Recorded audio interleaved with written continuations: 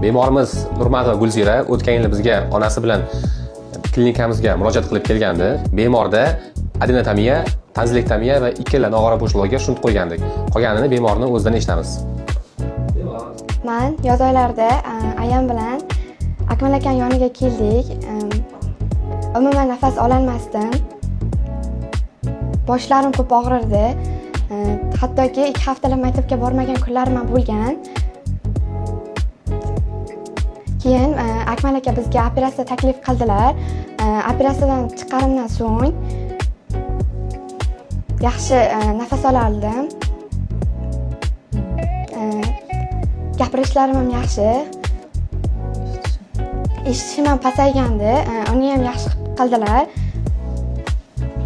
Akmal akani qo'llari dard qilmasa, ularga katta rahmat. Men qizimni birinchi 3 yoshligida operatsiya qildirganmiz. Adenoidi bor, o'sha burnida go'shi bor deganda.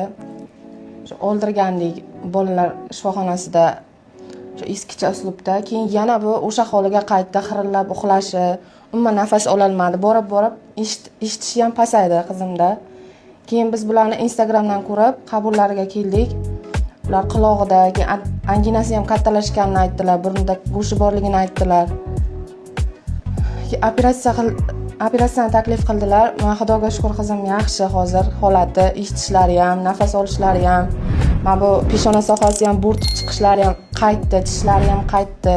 Bo'rtib chiqishlari shu nafas ola olmasligi hisobiga kattalashib ketgandi. Biz doktordan mingdan rozimiz.